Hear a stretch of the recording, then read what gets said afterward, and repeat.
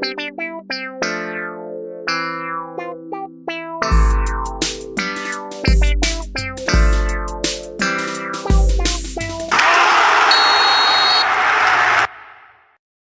dia, boa tarde, boa noite, queridos e queridas ouvintes do Boleirês, a linguagem da bola. Estamos começando mais um programa, dessa vez para repercutir a estreia da dupla Grenal na Copa do Brasil 2021. O Grêmio que venceu o Brasiliense em casa por 2-0 e o Inter, num jogo sonolento, ganhou do Vitória por 1-0. Temos um desfalque hoje na nossa mesa. Cartana 182 está de fora, mas temos o Carlos Pacheco, _ 27. Cara, eu achei que eu nunca mais ia ter o desprazer de ver o Paulo Vitor vestir a camisa do Grêmio. Ninguém consegue entender, né? Ninguém consegue entender como o Paulo Vitor ainda tem oportunidades no elenco do Grêmio, né? Por mais que tenha os desfalques e tal, não tem cabimento. E @Estevam Peralta. Eu fico sem palavras para demonstrar minha alegria em ver Marcelo Lomba e Rodrigo Lindoso fora do time titular do Inter. Daqui a pouco essas foram as melhores notícias desse jogo, né, Estevam? Porque tá difícil do Inter engrenar, né? E o meu destaque é isso. Eu acho que vai ser muito difícil do Inter engrenar nesse modelo de jogo do Miguel Ángel Ramírez. Bom, então vamos começar falando sobre o jogo do Grêmio contra o Brasiliense. Vitória por 2-0, gols de Ricardinho e Jean-Pierre. Ricardinho que depois perdeu um gol inacreditável também, né, Pacheco? Mas o que tem para falar sobre o jogo? Sobre a escalação de Paulo Vitor também. Não, já puxar o destaque ali, a escalação do Paulo Vitor não tem o menor sentido, né? Porque é um jogador que não tem futuro no Grêmio, é um jogador que é absolutamente queimado, que a gente já viu que não tem a qualidade que a gente precisa. E aí, colocar o jogador, tem experiência, mas bom, cara, tem que botar os guri pra jogar, porque o Breno tá fora, mas a gente não sabe, o Chapecó daqui a pouco, ou o Adriel, pode ser a solução para ser reserva do Grêmio agora. O Paulo Vitor não vai ser, isso eu tenho certeza. Então bota o guri, se os guris não derem certo, bom, aí que se vá atrás de outro goleiro para reserva agora. O Paulo Vitor, esse a gente sabe que não pode jogar.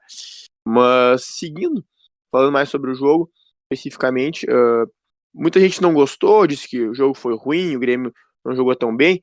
Eu concordo, não foi uma grande atuação, foi uma atuação ok, deu pro gasto de fazer 2-0 no Brasiliense, e poderia ter sido mais até, que é um adversário bastante fraco, mas a gente tem que levar em conta que o Grêmio estava muito desfalcado, né? O Grêmio tem pelo menos 6 desfalques do time titular, e mais alguns reservas importantes, então, muitos desfalques. O Grêmio fez um time praticamente da maneira que deu ali, então eu mesmo havia criticado já em outros jogos a escalação no meio campo mais pesado, principalmente de ter o Lucas Silva ao lado do Thiago Santos. Não gosto dessa formatação, acho que o Grêmio fica com pouca capacidade de armação, com pouca mobilidade, mas o que tu vai fazer se o Grêmio não tinha o Matheus Henrique, o Maicon e o Darlan? Poderia ter escalado o Fernando Henrique, mas eu entendo também aquela questão que a gente sabe como é que é no futebol, né? Jogador mais experiente, como o caso do Lucas Silva, que é um cara que tem trânsito no elenco e tal, daqui a pouco tem aquela fila, aquela hierarquia no grupo, então tudo bem, eu até entendo a escalação nesse sentido do Lucas Silva, e claro, por isso o desempenho não foi tão bom, o meio campo estava prejudicado dessa forma, acabou uma formatação um pouco mais como um 4-2-3-1, esses dois volantes lado a lado, o Jean-Pierre um pouco mais à frente, o Jean-Pierre tinha que vir buscar a bola nos volantes para dar alguma saída de jogo, como era um pouco no tempo do Renato, aí depois, claro que não tinha tanta entrada dos meias na área, porque nenhum dos dois volantes se desprendia tanto para entrar na área, e o próprio Jean-Pierre também, como tinha ido buscar a bola lá atrás, muitas vezes não conseguia chegar a tempo na área, então teve menos essa agressividade que a gente está acostumado nos primeiros jogos do Thiago Nunes no Grêmio. O Matheus Henrique, inclusive, fez muitos gols naquele período. E quanto às pontas ali do Grêmio, acho que a gente teve um destaque bastante positivo, que foi o Jonathan Robert, que começou o jogo pela direita, ali um pouco discreto ainda, ele que não é um ponteiro de verdade, é aquele ponta-meia, né, aquele cara que vem da ponta para o meio com ela, e começou na direita, um pouco mais discreto, ele vinha para o meio e abriu o corredor para o Wanderson, mas o Wanderson ficava muito isolado às vezes, então subia e não tinha com quem tabelar e tal, mas quando foi colocado na esquerda, aí cresceu demais de produção, ele que é destro, ele recebia a bola na ponta e vinha com ela na diagonal muitas vezes, e com um bom drible, com boa capacidade de passe, tem um lance mais ou menos assim, que é que sai o primeiro gol do Grêmio. Então, acho que foi o melhor homem em campo, o Jonathan Roberts. Claro que não foi uma atuação extremamente exuberante, nem dele nem do Grêmio, mas acho que foi bem. Acho que é uma notícia bacana esse jogador que voltou de Portugal, que era uma promessa do Grêmio, que está mais experiente e que daqui a pouco pode nos ajudar como reserva ou, se de repente, no futuro até mesmo como titular. Vamos ver. Fiquei com uma expectativa muito boa em relação a desse guri. E, claro, o Léo Chu, que é um jogador sempre perigoso, né? Embora não tenha barbarizado nem nada, é um cara sempre perigoso com sua velocidade e físico. E o que tu perguntasse aí do Ricardinho, né, cara, é uma questão que tá ficando bem uma grande brincadeira, um grande meme já, né? Ele perdeu alguns gols muito feitos, né? Já é pelo menos o terceiro gol feito que ele perde nessa temporada. Mas eu não me preocupo, assim, muito, porque ele é bom jogador, ele tem boa qualidade técnica, ele finaliza bem, ele faz muitos gols, ele tem 16 jogos na temporada e 8 gols marcados, é uma média muito boa, só que ele é guri, né, cara? Acho que faz parte do amadurecimento do jogador, do crescimento. Eu me lembro de outros jogadores do Grêmio aí, atacantes, até nenhum deles centroavantes, mas, por exemplo, Pedro Rocha, o PP, o Everton, até mesmo o Ferreira, que, pô, no início perdiam muitos gols assim que não deveriam e depois evoluíram. Então eu acredito que ele possa passar por isso. Tem, por exemplo, o próprio Jonas lá atrás, que depois se tornou um grande artilheiro. Então o Guri tem fora de gol, ele sabe fazer gol, ele é bom jogador. Perdeu essas chances que não deve se repetir, mas isso aí acho que com a maturidade vai passar essa fase. Eu confio no futebol dele, então fico tranquilo em relação a isso. E no mais, foi uma partida defensivamente tranquila, afinal de contas o adversário era fraco mesmo.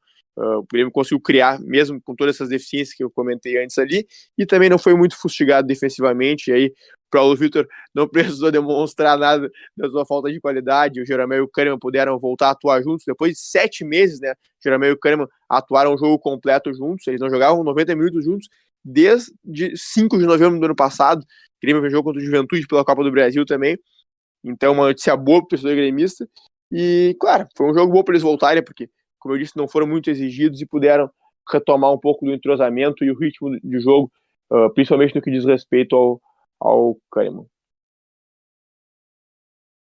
Falando um pouco do Ricardinho, Pacheco, ele se posiciona muito bem, né? E como tu disse ali, ele tem números muito bons e tá anos-luz na frente do Diego Churin, né? Que foi uma contratação cara do Grêmio, mas o Ricardinho tá muito à frente na hierarquia, só atrás do Diego Souza, né?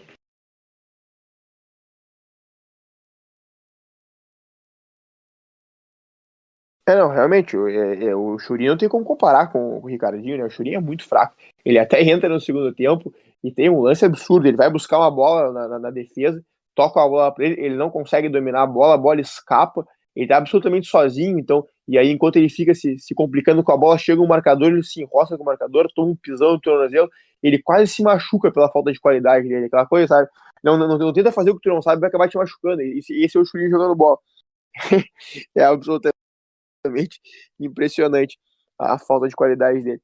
E também destacar mais uma coisa aqui, que é a questão da lateral esquerda, né? Que o Diogo Barbosa, depois de ter feito, na minha opinião, um bom primeiro Grenal na final, teve uma sequência ruim nos últimos 2 jogos que atuou. O Cortez teve a oportunidade de entrar naqueles 2 jogos, começou esse último jogo, mas também não está jogando seu melhor futebol. E fica a expectativa aí de alguém se firmar nessa lateral esquerda do Grêmio. Tem a possibilidade do Guilherme Guedes jogar nesse jogo agora no final de semana, ele que tá voltando de quase um ano parado. Então, sei lá, é uma posição que tá em aberto aí no Grêmio, que ninguém tá nos deixando satisfeito. Eu vou sair em defesa do Churin, tá? Que ele é o mais bonito dos 3 atacantes do Grêmio. Então esse é o único elogio que eu tenho a fazer a ele. É o Grêmio que praticamente encaminhou a classificação. Pega um Brasiliense, que é um time que é conhecido, mas que futebolisticamente falando, vamos dizer assim, né, não apresenta muita coisa, né? Então o Grêmio, mesmo com todos os desfalques, venceu esse primeiro jogo e pode estar ainda mais desfalcado, que o próximo jogo ainda tem grandes chances de vencer, né? E vamos falar então um pouquinho do jogo do Inter, né, que aconteceu nessa quinta, em Salvador, contra o Vitória. O Inter que venceu por 1-0, um jogo sonolento. Eu acho que esse é o principal característica, né? Acho que não tem um outro adjetivo que a gente possa colocar para esse jogo, né, Estevam? O que tu achou dessa vitória do Inter? Batata, tu definiu o jogo, um jogo pavoroso, porque acho que as coisas boas que aconteceram foram, como eu disse, né, o Lomba no banco, Lindoso também, não no time titular. O Johnny tendo a oportunidade, obrigado detetive Aline por encontrar o Johnny. O Daniel, né, que eu não dispensa comentários, acho que tem que ser o goleiro titular do Inter, tem que ganhar uma sequência agora, espero que isso aconteça, que o Lomba não farde no final de semana contra o Fortaleza. Depois queria comentar a volta do Bosquilha, né, que é um jogador que eu gosto muito, acho que vai agregar bastante, é um reforço pro time, pro meio ali, que eu já citei bastante vezes, né, que o Inter tem muita qualidade no meio campo, do meio para frente, e que o Ramírez tinha que dar uma olhadinha para isso, para montar o esquema. Acho que esse 4-3-3, o Inter não tem as peças, né? O Patrick voltou hoje ao time titular, tem o Caio Vidal também. Acho que são os únicos dois que jogam pela ponta. O Tyson tá jogando mais pelo meio. O Palacios não rende na ponta. O Palacios está na seleção chilena. Mas acho que o Inter tem que montar esse esquema.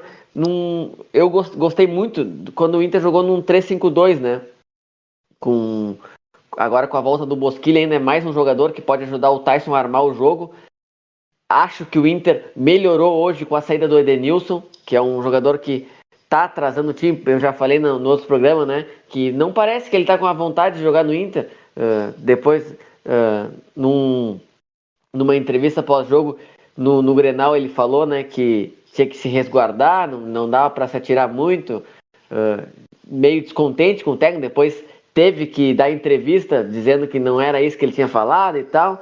Então acho que é um jogador que o ciclo encerrou, né? Assim como o do Lomba, o do Dourado também acho que encerrou, mas é um jogador que vai ficar no Inter por enquanto, porque o Inter não tem dinheiro para contratar. Eu acho que a melhor coisa que aconteceu nesse jogo foi a volta desses jogadores nesse número 5 contratar. Acho que o Johnny é a melhor opção. E eu tenho umas críticas aos zagueiros, né? Ao Cuesta e ao Luiz Ribeiro, que não tentavam muito o passe. Às vezes o Saravia aparecia, os meias também apareciam, e eles não tentavam o passe. Voltavam pro zagueiro, voltavam pro goleiro. Depois, já o Zé Gabriel, ele tenta esse passe. Claro, o Zé Gabriel é mal defensivamente como zagueiro, mas com a bola no pé é melhor que o Cuesta e que o Lucas Ribeiro. Mas tá evidente, né, que o Inter precisa contratar ali, faz tempo, né? Então espero que o Inter vá ao mercado buscar pelo menos essas duas. É um jogador que saiba jogar com a bola no pé, assim, o que se pede para esse modelo do Inter. E eu espero que o Ramírez dê mais uma olhadinha, né, como eu disse. O elenco tem meias bons, tem atacantes bons, e eu acho que ele tem que valorizar isso. Esse 4-3-3, o Inter carece de pontas de drible que vão para cima do adversário, que ele precisa nesse esquema. Então, ele quer tentar um esquema que o Inter não tem as peças. Então, logo ali, o time pode desandar. E também numa competição que é de mata-mata, hoje foi contra o Vitória, claro.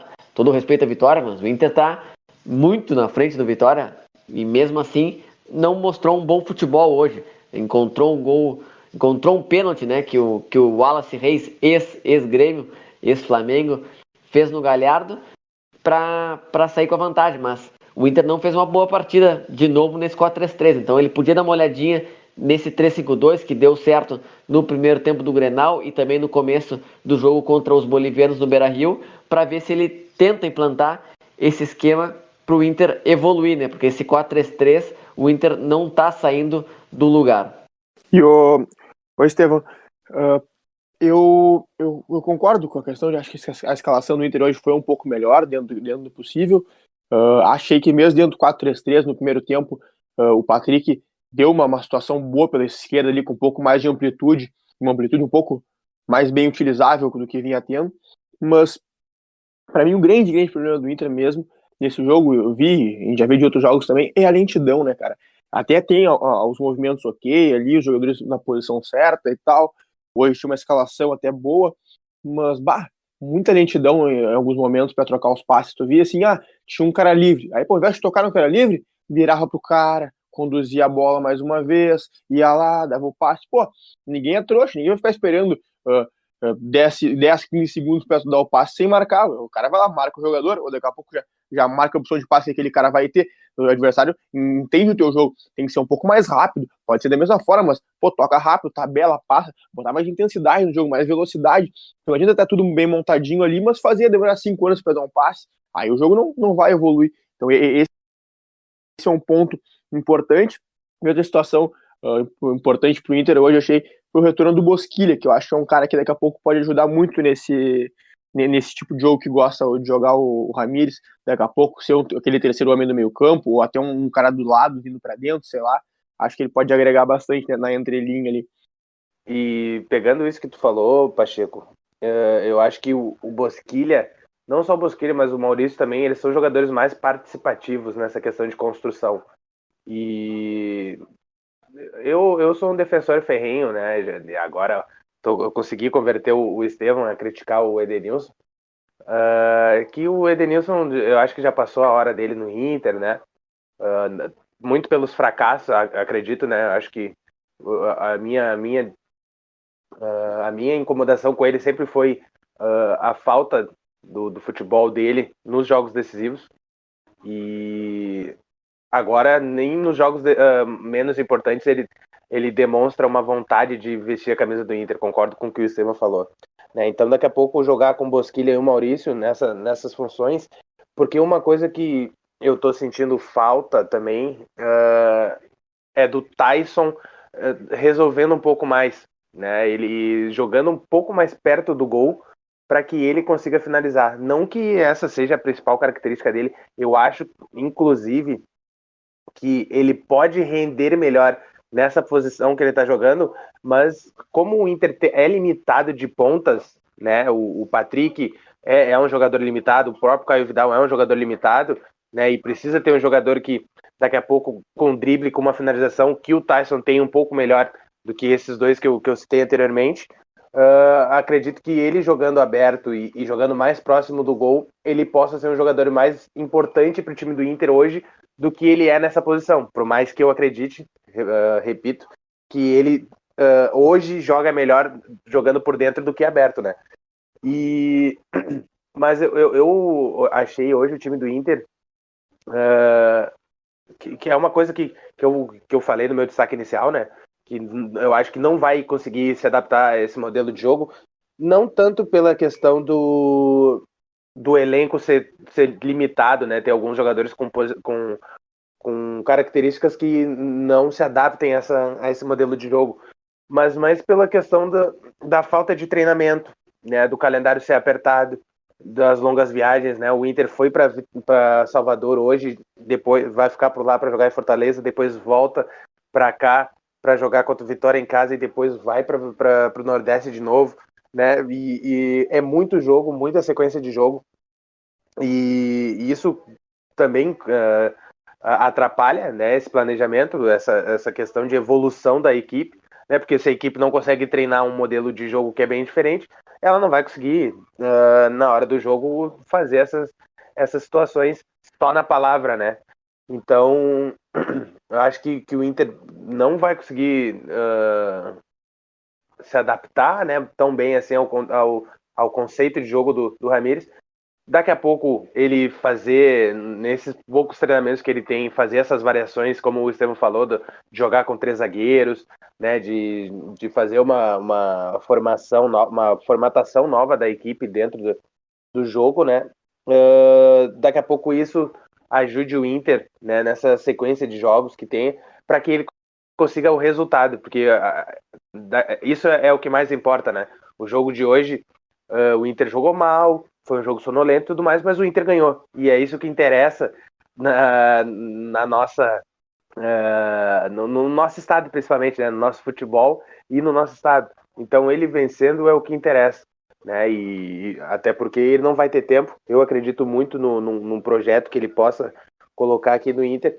Então ele vencendo e ficando um bom tempo ainda no Inter é o que interessa para mim nesse momento. Então eu nem vou pegar mais a questão da parte tática, se a equipe está evoluindo e tudo mais, porque eu acredito nessa situação, que o treinador ele tem que ter o tempo para trabalhar, né? A gente acredita muito nisso, né? E não vai ter. Não vai ter esse tempo. Já está rolando as 3 competições, né? Agora começou a Copa do Brasil, e aí tem Brasileirão no fim de semana, a Libertadores volta só em julho, e vai pegar os meios de semana também, então bem complicado o calendário para instituir um conceito diferente do que aquilo que vinha sendo trabalhado, né? E sobre a questão dos 3 zagueiros, meu sonho era ver o Inter jogar num esquema com 3 zagueiros, e aí eu pego uns exemplos, né, que vem dando certo aqui. O Abel Ferreira utilizou no Palmeiras, está utilizando mais ainda esse ano, né? O Crespo chegou no São Paulo e está utilizando e está fazendo um bom trabalho lá. O Chelsea, né, atual campeão da Champions League, joga com 3 zagueiros, né? Então a gente tem bons exemplos de como esse sistema pode ser bem...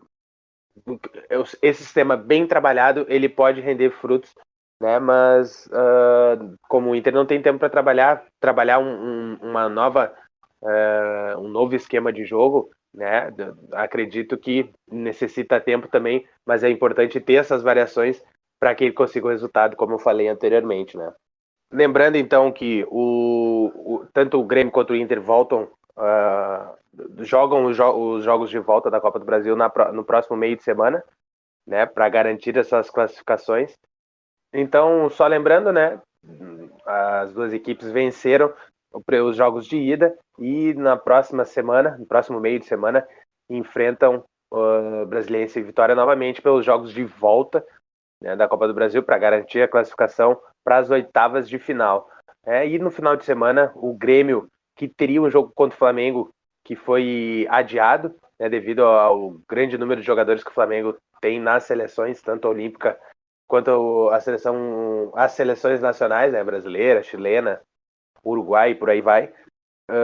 Então, não vai ter jogo do Grêmio no Brasileirão, mas vai ter a Recopa Gaúcha contra o Santa Cruz, né, que foi campeão da Copinha ano passado, e o Grêmio campeão do Gauchão, domingo às 10 horas da manhã, na Arena do Grêmio.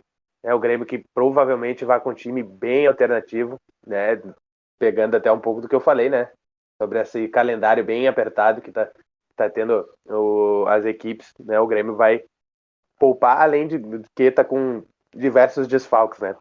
E o Inter vai enfrentar o Fortaleza lá no Ceará, um jogo válido pela 2ª rodada do Campeonato Brasileiro. Um destaquezinho que a gente tem para falar é sobre a questão da Copa América, né? O Brasil que joga nessa sexta-feira contra o Equador, no jogo válido pelas eliminatórias da Copa. O jogo é no Beira-Rio, né? Mas também tem a Copa América, que inclusive tem um vídeo nosso no nosso perfil do Instagram, né, sobre o nosso posicionamento com relação à realização da Copa América. E é bem provável não, mas surgiram rumores, né, de que os jogadores brasileiros, principalmente os que jogam nos clubes europeus, né, pediram uma reunião com o Caboclo, né, que é o presidente da CBF, e estão pensando em boicotar, né, essa Copa América, não jogar essa Copa América. E aí, durante esse final de semana, é para ter mais informações, né, sobre o que vai acontecer, se o Brasil vai jogar mesmo a Copa América. Ouvi também falar que a seleção argentina se incomodou muito com a mudança de sede, porque eles queriam jogar em casa, né, e vindo para o Brasil, né, eles não vão poder jogar na Argentina. E também tem essa questão, né, da pandemia, tá bem acentuada aqui, um alto número, né, de casos nesses últimos dias no Brasil, né? Então já estão havendo manifestações de jogadores contrários à realização dessa Copa América, né? Mas a gente vai esperar mais informações para poder opinar aqui sobre alguma coisa. Tá certo? Esperamos que vocês tenham gostado. Essas análises curtas, mas com bastante conteúdo, né, sobre os jogos da dupla na Copa do Brasil. E segunda-feira que vem temos um novo programa. Fiquem ligados no Spotify, no YouTube e nas nossas redes sociais, @oboleirense. Até a próxima. Tchau.